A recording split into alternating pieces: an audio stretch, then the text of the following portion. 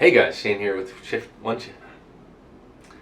Hey guys, Shane here with One Shift at a Time. How are you doing? Week 5 of the Power Rankings already, and the first 4 weeks of the NFL season have been absolutely bonkers. If you're having any luck at home, like the 3-0 Pixified apparently, kicking ass in his league, let me know in the comments below. I'd love to hear that. So let's start it off. Number 10, and they're back in the top 10, and it is the Cincinnati Bengals. Not the Bears, definitely not the Bears. They're 2-2. They got back-to-back wins over the Jets and over the Dolphins. That was a big one and kind of scary. We'll get into that more as we talk about the Dolphins later. But they are going to take on the Baltimore Ravens on Sunday night. Should be a good one. Number 9, we do have those Baltimore Ravens. They fell a little short against the Buffalo Bills. I mean, that first half, they played amazing. They were up to a great lead, and if the game ended there, they'd be moving up, spots not down. But they played the other half of football, and the Bills were able to make a comeback, which definitely was a little concerning. So they do drop 2 spots this week, but I am not too concerned because this is Lamar Jackson and the Ravens. They're going to bounce back. They do play, as we said, the Bengals this week. Number 8, and they're down another 2 spots, and that is your Tampa Bay Buccaneers. Tom Brady and the offense looked a lot better this week, but they were not able to keep up with Patrick Mahomes, who was just slinging the rock, that's for sure.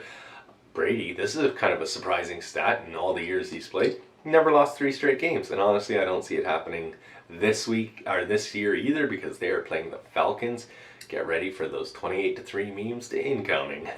Number 7, also down 2 spots after barely beating the New England Patriots, and that is the Green Bay Packers. They did not look very impressive in that game or in the game before, so I'm going to need to see some improvement from the Packers before I can really move them up in the boards. They lost possession in overtime. They could have very easily lost the game.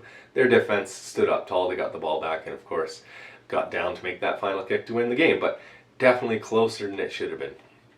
And number 6, they got to be so surprised. The Minnesota Vikings had a double doink that went in their favor. I'm sure I don't need to tell Viking fans about all the ones that have gone against them, but it must have been so great. And that game in London, that was an amazing game. The Saints and the Vikings were back and forth, especially the last 2 minutes of the game, just absolutely exciting and culminating in that double doink, which, as I said, gave the Vikings the win. They're going to take on the 2-2 Chicago Bears on Sunday. Number 5, and they're continuing to climb in Dak's absence, which I didn't call, and I don't think anyone else really called. I think a lot of people had the rest in peace signs going up over the Cowboys at the beginning of the season when Dak went down. But Cooper Rush is now 4-0 as a starter, which is a franchise record for the Dallas Cowboys. That's crazy. But the D is also showing up. They've allowed the 3rd least yards per game of any team in the NFL. They take on the LA Rams on Sunday. Number 4, and they're dropping out of first, and that is your Miami Dolphins. They finally lost, and they lost big, and that hit onto it was absolutely scary. Seeing him lie there with his fingers locked up, I'm no medical expert, but that seems like a massive brain injury. I don't know how he was cleared to play, as the average concussion is 14 days to recover from, and it was only 6 days from the game before, where I clearly think he got a concussion. They're saying back injury, but then they fired that doctor. Anyway, I could do a whole video just talking about that crazy situation. They will play the Jets on Sunday and look to bounce back. Number 3, and they're in the same spot as last week, and that is the Buffalo Bills. They were about to drop too. We talked about this when we talked about the Ravens, but how they played in the first half of that game was absolutely not good at all. But luckily for them, they did wake up. They came back. They won. They couldn't go 2 losses in a row after losing the game to the Dolphins before. That would just really hurt them. They need to pick it up. They do play the Steelers this week. I see this as a good warm-up game before they play the Kansas City Chiefs next week, and they need to be ready for that. Number 2, we're speaking of those Kansas City Chiefs, and they're looking absolutely unbeatable right now. Patrick Mahomes got some revenge on Tom Brady because, of course, Tom Brady beat him the last 2 times they played.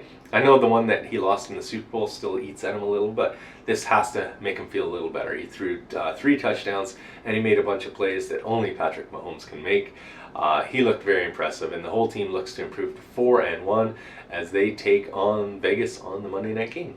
That's going to take us to number one, the only undefeated team left in the NFL, and it is the Philadelphia Eagles. I know what you're saying.